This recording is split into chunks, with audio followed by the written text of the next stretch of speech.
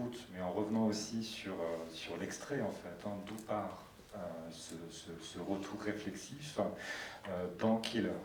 Mais je commencerai d'abord par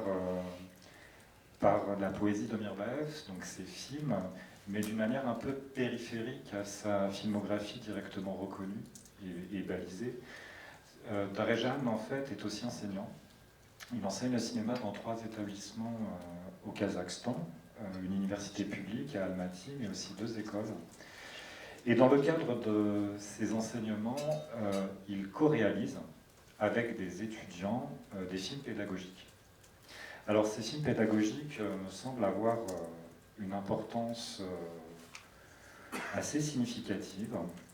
Alors j'en ai décelé 3 séries de films pédagogiques. Je ne les connais pas tous, mais Darejan m'a promis qu'il allait me faire une livraison de postage bientôt, donc je pourrai les visionner. À la fois un film, donc un diptyque, qui s'intitule Révérence, qui date de 2013, qu'a évoqué Anthony ce matin, dans lesquels, donc co-réalisé avec une étudiante, où Mirbaev et cette étudiante reviennent en fait sur plusieurs fragments cinématographiques importants d'auteurs qui semblent compter pour lui, et puis à la fin de chaque partie, il y a un geste comparatif avec ses propres films. Donc Révérence, d'où est issu l'intitulé de cette journée d'études, Irrévérence. Hein, vous avez bien compris le bouger que nous allons essayer de mettre en place. Un autre type de film,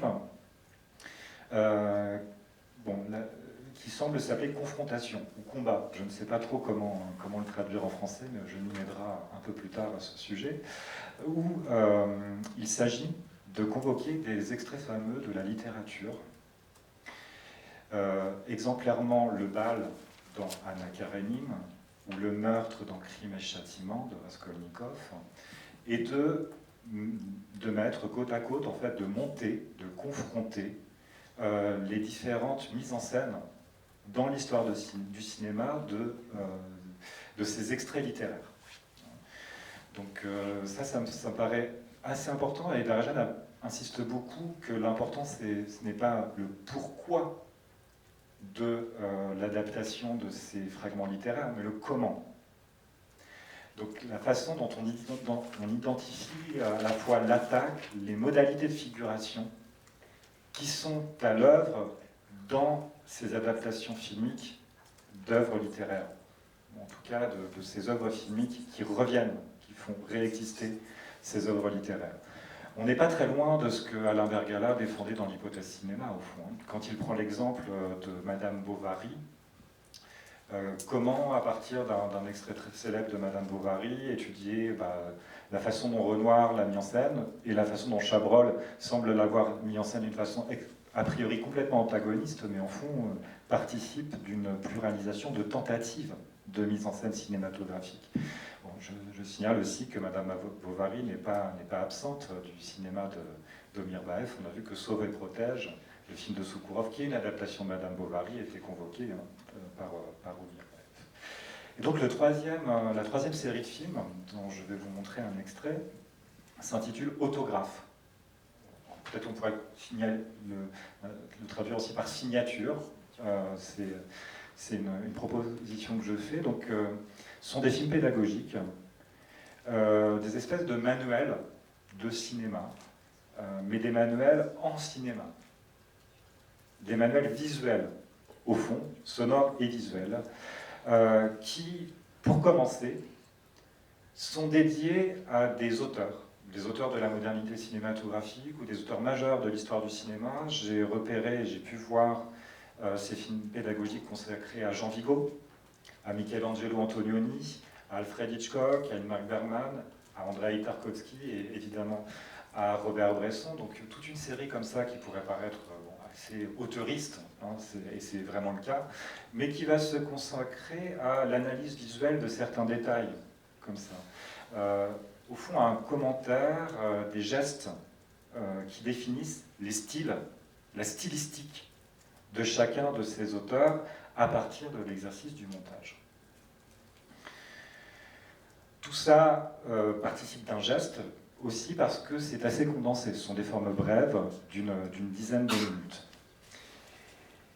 Et il semble que cet exercice, Darejan se soit décidé à le faire pour sa propre filmographie, dans un geste d'auto-analyse accompagné par un étudiant. Donc cet exercice de stylistique, de manuel de la création filmique à partir de Vigo, Antonioni, Hitchcock, Bergman, Tarkovsky, où il s'agit de déceler des motifs, leurs combinatoires, et quelle poétique cinématographique elles mettent en œuvre.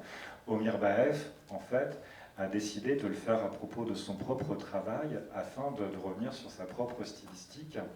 Il y a quelque chose qui est de l'ordre du manuel, et quand je dis le manuel, c'est à la fois le livre, mais c'est aussi la main. Alors on sait que c'est un motif qui est très important dans la filmographie d'Omir Baef, mais la main, c'est aussi l'écriture à la main, et c'est un aspect extrêmement sensible dans l'œuvre d'Omir Baef. Mais la main, chez Omir Baef, c'est aussi ce qui définit le style. Et dans l'entretien qu'on a fait avec lui il y a quelques jours, il racontait, alors je lui disais un peu pour plaisanter, et vous comprendrez pourquoi j'ai fait cette mauvaise plaisanterie en voyant Poète, je lui demandais si un jour un cinéaste kazakh se ferait couper la tête. Donc vous verrez pourquoi je lui ai posé cette question. Mais plutôt que la tête coupée, on a pris l'exemple du doigt coupé. Et il disait, si un jour un cinéaste important se fait couper un doigt, en fait, quand le doigt va repousser, en fait, il va toujours avoir la même manière, la même style, la même empreinte artistique, la même stylistique qui va repousser, qui va se remettre à l'œuvre. Voilà. Alors ce que je vous propose, c'est de visionner ce film pédagogique d'Omir Baef. Donc vous allez voir, on est quand même sur une forme assez modeste, mais qui en même temps convoque est un regard auto-analytique à propos de ses propres films. Alors j'ai pris le parti de vous le montrer en intégralité puisque ça dure 8 minutes.